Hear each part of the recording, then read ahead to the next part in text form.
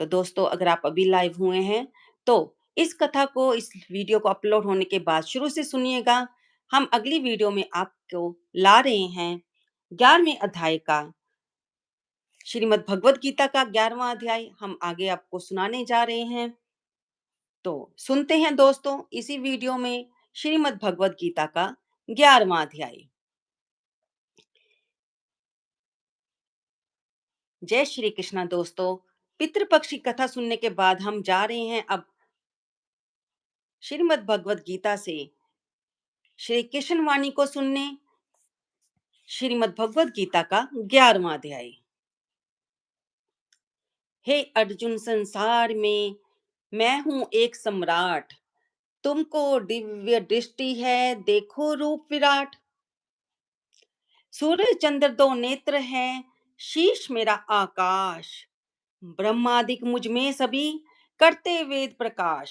सब जोधा मारे हुए मेरे मुख के माही, देना चाहूं जश तुझे, तुम मत करियो नाही।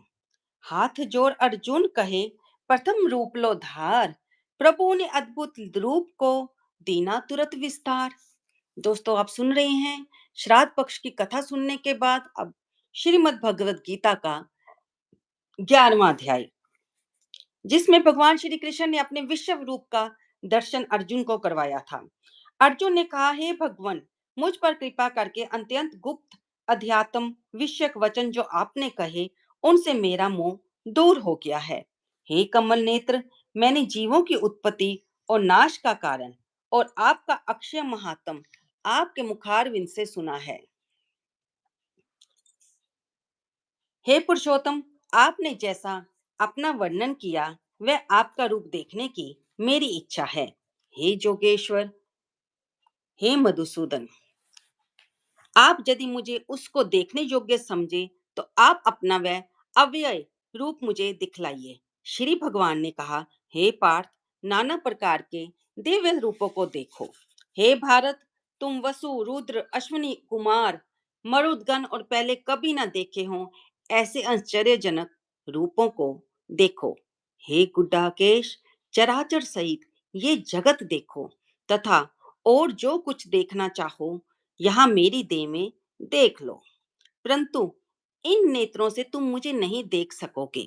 मैं तुम्हें दिव्य नेत्र प्रदान करता हूँ।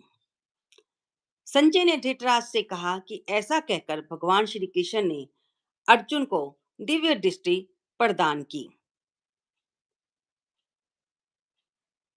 दिव्य दृष्टि प्रदान की और अपना अलौकिक रूप दिखाया। उस विश्व रूप के अनेक मुख, अनेक नेत्र थे। उसमें अनेक अद्भुत दृश्य थे। देह पर अनेक सुंदर आभूषण तथा आयुध यानी कि हथियार सुसज्जित थे। यानी कि भगवान के हाथों में बहुत से हथियार थे, क्योंकि भगवान के विराट स्वरूप में बहुत सुंदर भी था। सुंदर आभूषण थे। देह पर दिव्य दिव्य मालाएं, वस्त्र, दिव्य गंध शरीर पर लगे थे। उस समस्त आश्चर्यमय अनंत देव के सब ओर मुख दिखाई देते थे। आकाश में यदि हजारों सूर्यों की प्रभा एक साथ हो तो उस महात्मा की प्रभा की समता ना कर सकेगी।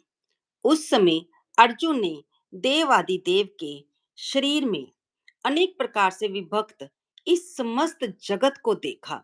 तब अर्जुन आश्चर्यचकित हो गया। उसका शरीर रोमांचित हो गया।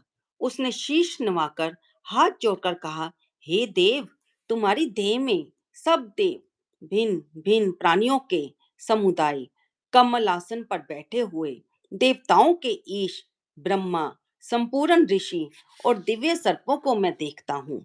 हे विश्वेश्वर, तुम्हारे अनेक भुज, अनेक उदर, अनेक मुख, अनेक नेत्र हैं।